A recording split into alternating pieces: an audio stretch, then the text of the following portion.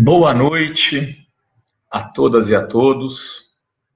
Estamos entrando ao vivo aqui no Facebook da Revista Fórum para mais um Fala Rovai. Todas as segundas-feiras eu tenho conseguido aqui me manter organizado para fazer essa conversa com vocês. E como a gente faz sempre, vocês vão chegando, vão dando oi, eu vou aqui anunciando de onde vocês estão conversando, vou olhando aqui e falando a partir do meu celular, porque não gira essa timeline aqui da Fórum. Então digam aí, olha, é fulano de tal lugar, de tal estado, de tal país, e eu vou esperando a timeline e crescendo, se puderem. Eu agradeço muito se puderem ir compartilhando, porque infelizmente o Face tem baixado muito a nossa possibilidade de chegar a um número maior de pessoas. Infelizmente, isso tem a ver, inclusive, com esses ataques que estão sendo feitos aos sites progressistas por todos os lados. Um dos ataques, eu vou discutir aqui, né, é a desqualificação desses sites, tratando-os como se fossem o outro lado da moeda de sites como Jornal Livre, Folha Política, Eu Odeio o PT, Anti-PT, etc., que hoje foi fruto de uma reportagem publicada pela agência pública, mas eu quero falar disso mais adiante. Escrevi um texto sobre isso no meu blog hoje à tarde. Enfim, vamos falar um pouco de política antes, mas antes, aos ois. André Luiz, boa noite, de São Paulo. BH presente, Karen, boa noite. Cris Saldanha, olá. Gilmar Horas Peixoto, São Paulo, capital. Luciana Pelacani, de São Paulo. Irene Ventura, que é aqui de Santos. Boa noite para você, Irene. Vamos lá, pessoal. Vamos avisando os amigos, compartilhando e avisando também que é importante vocês curtirem a nossa página lá no YouTube. Eu ainda tenho feito essas transmissões individuais por aqui, mas as entrevistas eu já venho realizando pelo YouTube, porque permite-se uma maior interação via Hangout. Espero que vocês... Vera Lúcia, BH presente, Júlia Cruz presente, Maria de Lourdes, Valentim Gentil, São Paulo. Boa noite. Então, Valentim Gentil, sinceramente eu não conhecia essa cidade, Maria de Lourdes. Muito interessante. Estou aqui hoje com uma tacinha de vinho para relaxar, para estar tranquilo, para conversar numa boa com vocês. Até porque amanhã eu estou indo para Salvador, para o Fórum Social Mundial, fico lá até sexta-feira, então para quem é de Salvador, estarei na cidade até sexta, tem alguns eventos públicos, mas estou à disposição, de repente, para uma roda de conversa. Primeiro, eu queria começar por um assunto que não é o mais palpitante, mas é curioso, é interessante. Hoje saiu na grande imprensa, nessa dita grande imprensa, que eu não costumo usar esse termo para denominá-la, eu chamo de mídia tradicional, mídia tradicional comercial, porque se deixar de ter anúncios e publicidades governamentais vai à lona. Falavam que isso ia acontecer com a gente, mas nós estamos aqui firmes e fortes. Esta mídia hoje descobriu, né, que o Kassab, vejam só, pode vir a ser o vice do Alckmin. No dia 21 de fevereiro, eu escrevi no meu blog, né, que o Alckmin estava costurando uma articulação para ter dois candidatos, ou seja, duas canoas no estado de São Paulo. Uma do Márcio França e outra do Dória. Hoje, dia 12, o Dória oficializou sua candidatura e aí a mídia tradicional comercial, que pouco tinha falado do assunto, revelou que provavelmente o Kassab será o vice do João Dória. Só que esse acordo vem sendo costurado há aproximadamente 20 dias. Em 2 ou 3 posts eu tratei disso. Primeiro dizendo que tinha conhecimento de 2 reuniões do Kassab com o Dória para articular esse acordo PSD-PSDB, que seria o grande acordo dessas eleições. tendo a chapa Dória Kassab em São Paulo e a chapa Alckmin Meirelles para a presidência e vice da República, e que nisso o PMDB estava tentando segurar o Meirelles para que ele não aceitasse isso, mas o setor financeiro, né, e essa chapa vinha sendo articulada por agentes financeiros, agentes econômicos de alto escalão.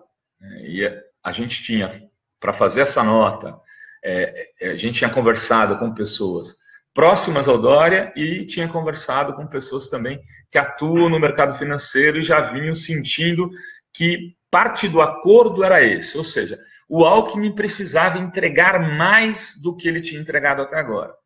Ele tinha que entregar, e ele entregou numa fala, numa entrevista a Bandeirantes, no programa da noite lá, feito pelo Boechat no domingo, que ele diz o seguinte: olha, nós vamos privatizar a Caixa Econômica Federal, vamos privatizar a Petrobras, né, porque a Petrobras não é uma empresa que não tem que se discutir privatização, e foi listando algumas. A Eletrobras já dava de barato. Ali ele deu, digamos, o sinal, né, a carta necessária, Canal Livre, o Antônio Oliveira me lembrou, a carta necessária para o sistema financeiro. E ali o Pércio Arida, a Helena Landau, que tinha ido para um outro partido, inclusive, que foi ocupado pelo Bolsonaro, e ela saiu do partido, se não me engano, PSL, esses partidos são tantas siglas que a gente até perde a noção das siglas. O Armínio Fraga, que estava afastado do Alckmin, passam a compor a nova tríade ali de economistas que vão formular o programa de governo disso. É esse o bastidor que ainda também não foi muito bem contado, porque não interessa pela mídia tradicional. Isso a gente vem revelando aos poucos, e hoje vocês vão começaram a ver já essa história sendo contada em fragmentos, pequenas notas por jornalistas da mídia tradicional, né? E isso ocorre intensamente, muitas vezes. Informações saem primeiro em veículos como a Fórum, mas você não vai ver registrado a fonte. Esses últimos dias eu postei umas 3 ou 4 matérias nesse sentido. A gente, por exemplo, deu em primeiríssima mão a história, e eu não quero, isso não é mérito nenhum, porque o fato é bizarro, né?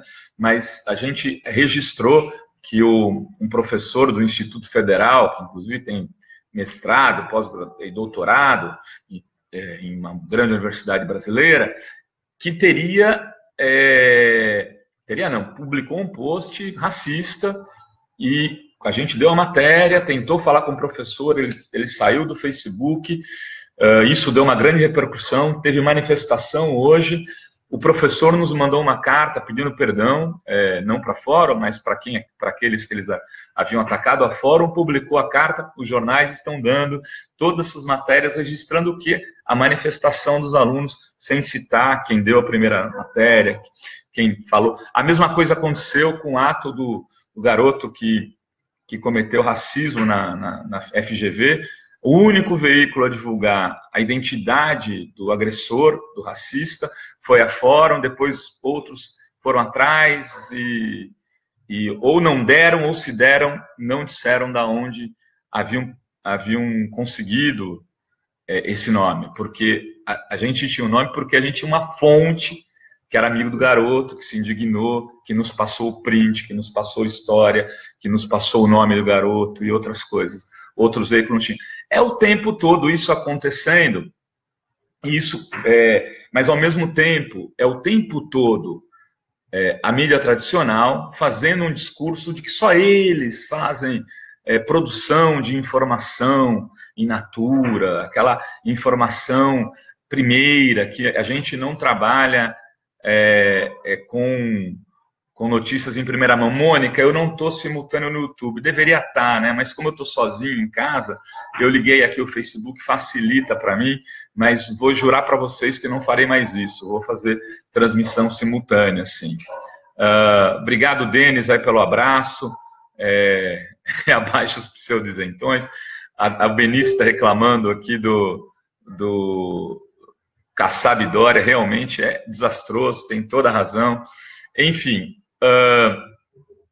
O que eu queria aproveitar, então, assim, tem essa estratégia, o cirurgião Geraldo Alckmin acha que está construindo sua candidatura, mas ele corre risco de ainda ser pedalado pelo governo, porque essa história do Meirelles, ela não está completamente resolvida. Provavelmente o Temer e outros PMDBistas podem tentar seduzi-lo por uma candidatura alternativa. Mas eu queria, e eu escrevi um artigo sobre isso, queria falar sobre um outro fato novo, a meu ver, que é o crescimento, digamos, pequeno ainda, mas no imaginário já tem um crescimento um pouco maior, de uma certa elite, da candidatura do Álvaro Dias. O Álvaro Dias aparece nas pesquisas com 3,5%. 3,5%. E o Alckmin, no melhor dos cenários, aparece com 8%. O Álvaro Dias foi candidato a última vez a governador do seu estado, ganhou a eleição em 86, ou seja, fazem mais de 30 anos. Já o Alckmin foi candidato a presidente em 2006, é governador há 4 mandatos praticamente, né, porque ele pegou no meio do mandato do Covas, depois ele vai terminar esse um pouco antes, foi entregando o mandato antes do seu final, mas ele vai ter praticamente cumprido aí 14, 15 anos de mandato a governador do estado e não consegue chegar a 2 dígitos. O Álvaro Dias está consolidando uma aliança com o PRB, que é o partido dos bispos, mas fundamentalmente do principal bispo aí, né, que é o Edir Macedo, que tem hoje, cujo aliado, Crivella, comanda a prefeitura do Rio de Janeiro. Eles estão construindo essa aliança, e o Márcio França, que seria a segunda canoa do Alckmin, está dizendo, olha, meu irmão, se você vai lançar o Dória, boa vida para você, boa sorte, mas eu vou entrar com outro candidato. E parece que está se acertando com o Álvaro Dias para entrar com o Álvaro Dias em São Paulo. O que tiraria a principal força do Alckmin, que é conseguir sair daqui com uma votação maiúscula e, com isso, impulsionar sua candidatura ao segundo turno. Boa noite a Leila, lá de Niterói, a Cristiane, né? Petersen, Senra, hoje estou cansado, estou lendo tudo errado. Então, esse é um dado que a gente precisa ficar um pouco mais atento. O Rodrigo Viana a gente já conversou sobre isso na semana passada, e eu acho que isso ganhou um pouco de volume e é uma pauta que merece ser mais discutida. Por fim, antes de entrar na história das fake news, eu queria falar com vocês sobre esse lance da prisão do Lula. Esse lance da prisão do Lula é movido a paixões, a boatos, a contra-informação e assim, também há uma tentativa, às vezes, de fazer com que essa possível, eu diria, muito provável prisão seja algo ainda muito distante. Antes, deixa eu dizer boa noite lá para Inês, de Colônia de Sacramento. Conheço Colônia de Sacramento, viu, Inês? É uma cidade linda no Uruguai. Tive aí, infelizmente, por pouquíssimo tempo, que mistura colonização portuguesa e espanhola. É um lugar belíssimo. Boa noite a Fernanda Scherrer, de Porto Alegre. Rovai, você acha que o Álvaro Dias pode surgir como Macron brasileiro? Abraço de Recife, Cássio. Olha, transmite no YouTube, aqui é impossível de acompanhar. Poxa, Anderson, te peço desculpas, farei isso agora todas as vezes. Hoje, infelizmente, eu não estou conseguindo fazer, mas eu vou pôr no YouTube depois. Agora, me relata o que está acontecendo. Está tendo algum problema? Está caindo a linha? É muito bom bate-papo com o Viana. Eu queria ter feito isso hoje com ele hoje. Eu acho que ele tem potencial para ser um Macron de tupiniquim, um Macron de cabelo a caju, assim, mais veaco, né? Porque o Álvaro Dias tem, sei lá, 70 e poucos anos, né? 50 de política, não é uma novidade, não tem nada de novo. E ele tem essa áurea de ser um cara limpo, a despeito de que a Veja, deste final de semana, já foi para o pau. Já escreveu lá um artigo acho que foi só para a internet, dizendo de acusações de que ele estaria envolvido no esquema da Odebrecht com um e-mail. Ou seja, o esquema Alckmin já sentiu o bafo do Álvaro Dias. Está na cara, isso daí não saiu do nada, não foi a Veja que levantou. Essa história do duplo expresso, estão me perguntando ali, olha, eu acho que assim, no mínimo, aqueles dois garotos, eu não tenho contato com eles lá, o Rômulus e o Wellington, eles erraram muito, mas eu não quero ficar aqui abrindo espaço para esse debate, até porque a gente já tem muitos adversários para discutir algumas questões. A Sandra Nogueira diz, adoro o Álvaro Dias. Pois é, veja só. O Facebook anda cortando muito, no YouTube é melhor a transmissão e para o canal também é melhor. Viva fora. Obrigado, Anderson. A gente vai fazer essas transições pelo YouTube. Aliás, eu queria aproveitar aqui para dizer a vocês que a gente vai sair com um crowdfunding.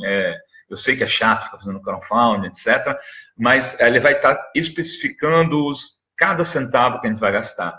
E vai ser um crowdfunding para poder fazer um canal da Fórum com mínimo de qualidade, para ter microfone de lapela, para ter boom, para ter, para as coberturas a gente poder ter mais uma câmera decente, ou seja, a gente não está conseguindo mais fazer assim, tão amadoristicamente. É muito ruim, é muito chato, para mim é terrível, às vezes está com o entrevistado e a transmissão está horrível, a gente precisa de uma ilha para poder fazer a seleção, e o pessoal que está parcerizando com a gente sugeriu isso como possibilidade, eu deixei, eles vão tocar, e em breve a gente vai dar essa notícia aí, e quem puder nos ajudar, a gente agradece, a gente sabe que muita gente não pode, e que a vida é assim porque a crise está brava.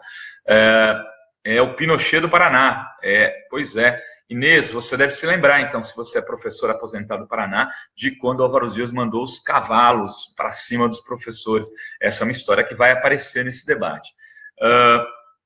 Então, queria falar um pouco da prisão do Lula.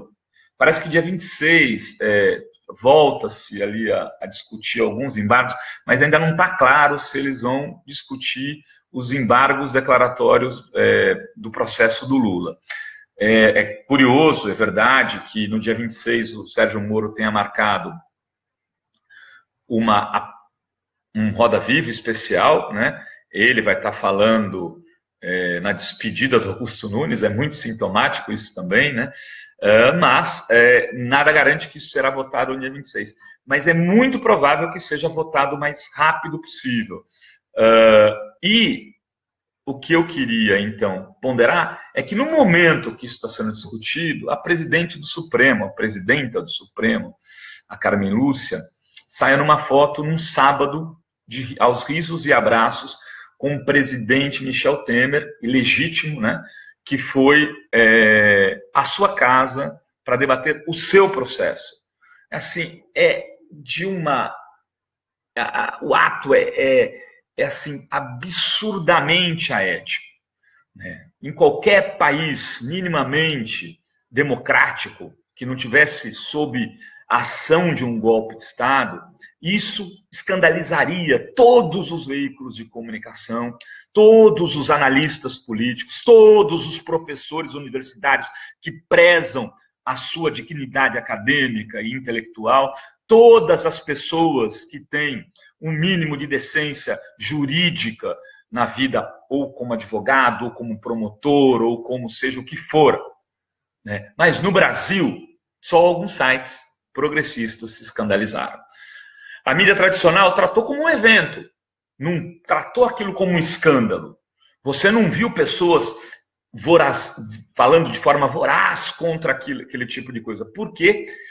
Faz parte do jogo golpista. E aí, eu quero ir para o tema final dessa nossa conversa, que é sobre um estudo realizado em parceria da agência pública com estudantes da Universidade Federal não, da Escola Superior de Propaganda e Marketing do Rio de Janeiro, não é um curso de jornalismo, ou é uma universidade de jornalismo, é uma universidade de marketing, publicidade, enfim, do Rio de Janeiro, sobre Pública, Jepopai e Universidade Federal nada. E SPM do Rio de Janeiro. Discutindo fake news. Discutindo o descolamento, né, dos jovens das páginas engajadas. Né? A matéria, o título, é algo como... Eu vou ver se eu acho aqui, eu vou ler para vocês para não cometer um erro. Né? Jovens se afastam de páginas engajadas e interagem com imprensa tradicional, revela estudo. Bom, essa reportagem da Pública, que é um site que começou próximo da blogosfera, que, por exemplo, a Fórum cedeu jornalista para que a Pública pudesse fazer a investigação do Wikileaks.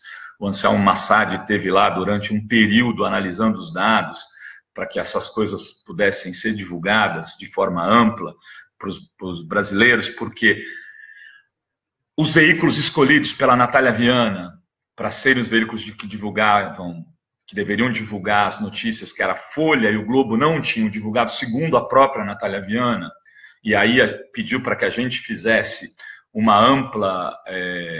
construísse ali um grupo de jornalistas para poder ampliar aquela investigação, e a gente fez isso com tranquilidade.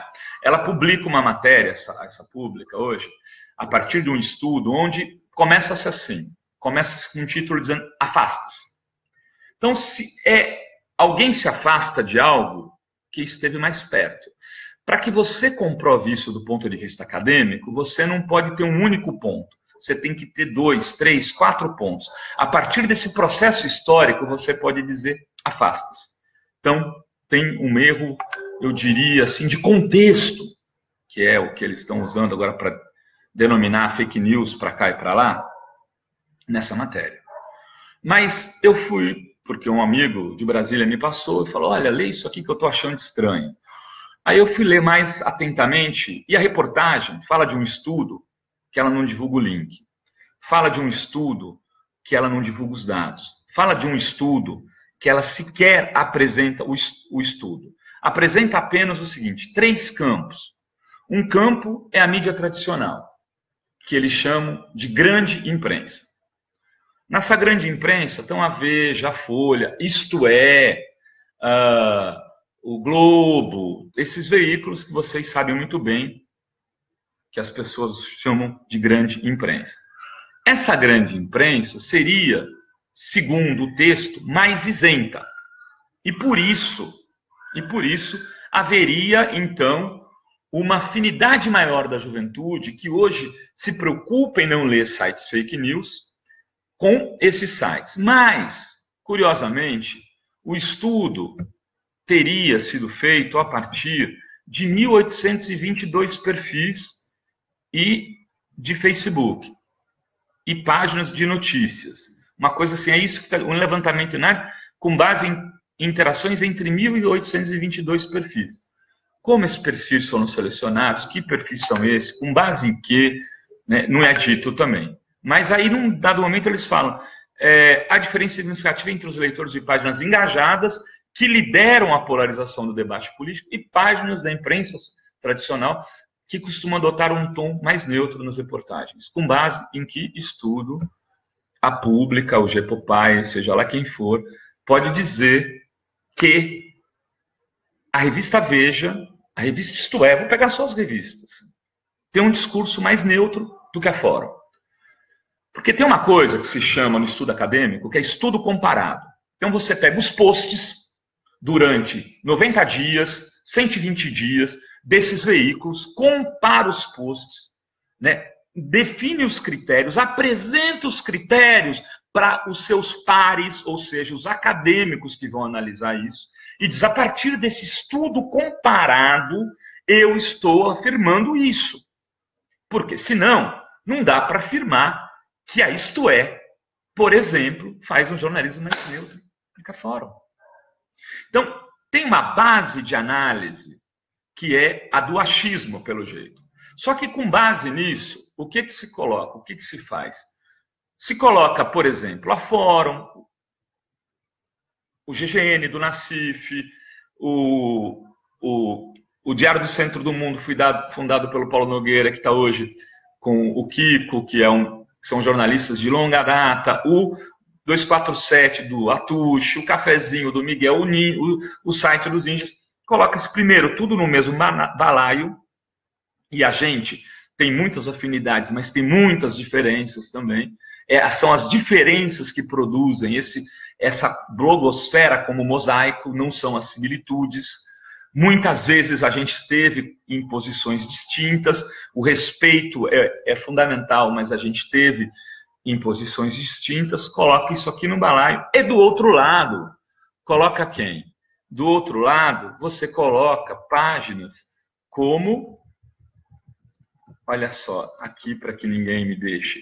Eu nem conheço Jornal Livre, Folha Política, site anti-PT, anti-PT, ou seja, você tem a mídia isenta, a mídia neutra, Folha, Veja, Isto É, Globo e que tais. Você tem essa mídia no meio e você tem nas duas pontas os sites que tem jornalistas, que tem expediente, que tem redação, que tem pessoas contribuindo, que tem revelados uma série de furos nos últimos tempos, que tem se confrontado com esta mídia tradicional fundamentalmente, mas você fala que não, que eles, na verdade, têm um antagonismo com esta mídia de páginas de Facebook. Com que base você cria essa artificialidade? Com base no entendimento de que é preciso desqualificar esses sites progressistas. Não é possível que seja outra coisa. Só que é preciso deixar isso mais claro.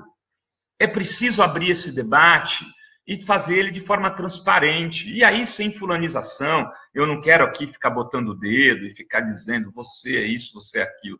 Mas por trás disso, tem sim uma construção política. Eu estive recentemente jantando com um político, digamos assim, bastante graduado, que teve algumas reuniões com o Jorge Paulo Lemann e que haveria uma tentativa, segundo esta pessoa, do Lemann, de seduzi-lo para projetos mais moderados.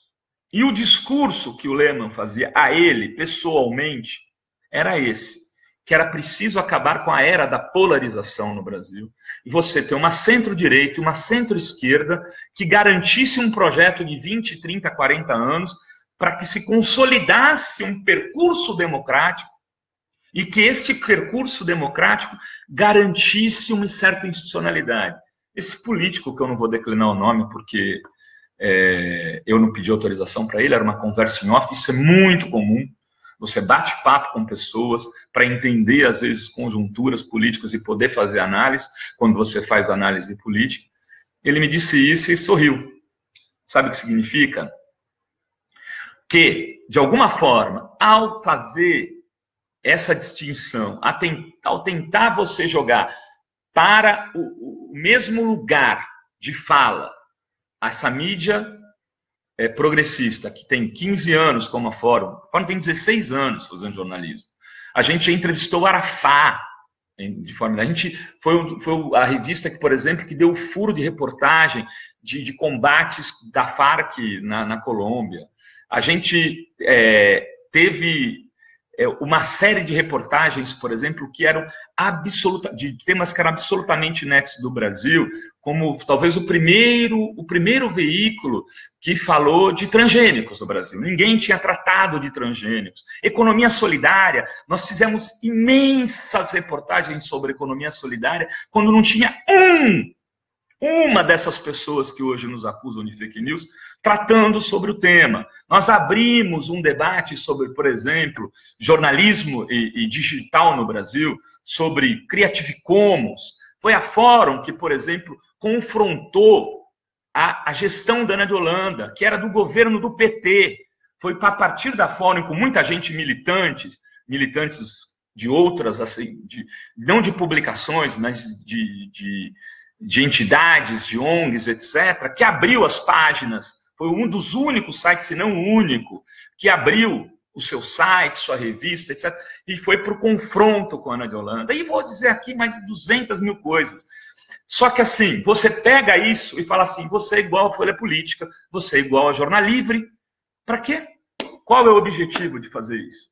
É a desqualificação de um campo que nos últimos anos, em nenhum momento, eu nem sei o que é Jornal Livre, eu nem sei o que é Folha Política, sequer li, talvez, alguma vez uns desses sites, ódio ao PT, não sei o que é o PT. Isso é... quando eu tenho que fazer debate, eu faço com matérias do Globo, com matérias do Jornal Nacional, da Folha, com coberturas feitas pelo UOL e pelo Isto É, etc.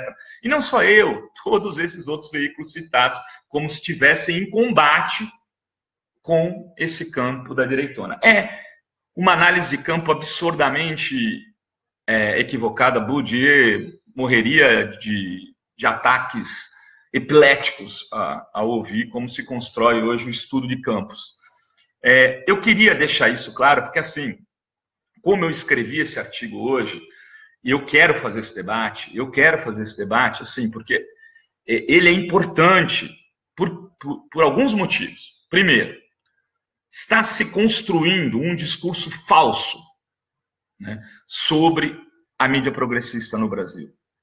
Está se construindo esse discurso com base no objetivo político, que é a destruição desse campo e a transformação dele em algo de gueto, como é esse Jornal Livre, Folha Política, etc.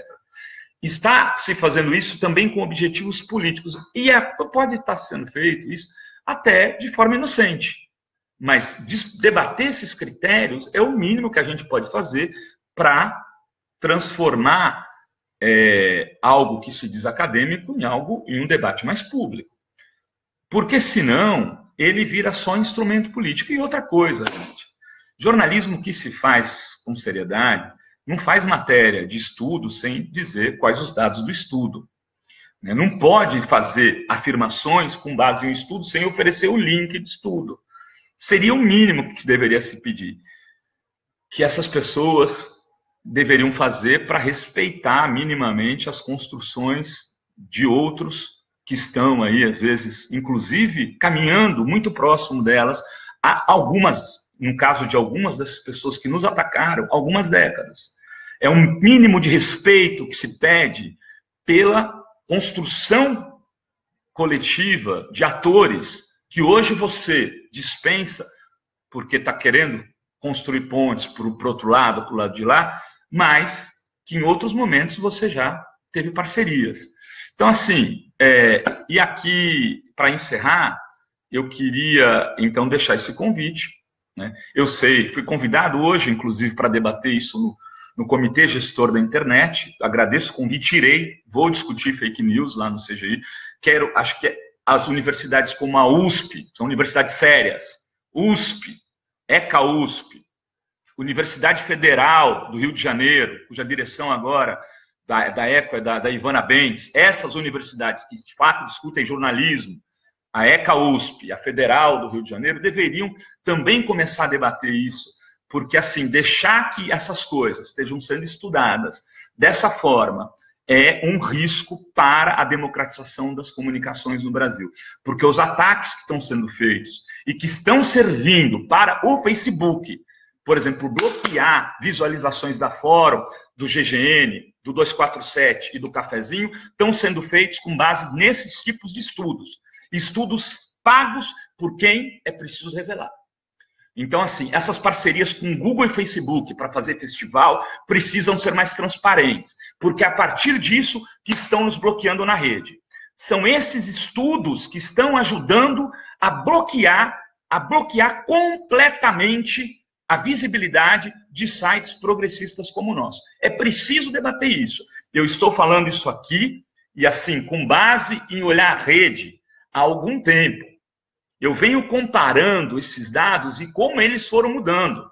E se as pessoas quiserem fazer esse debate a sério, à disposição.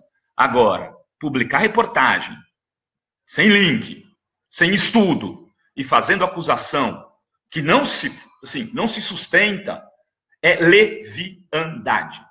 Beijos a todas, beijos a todos e até a próxima.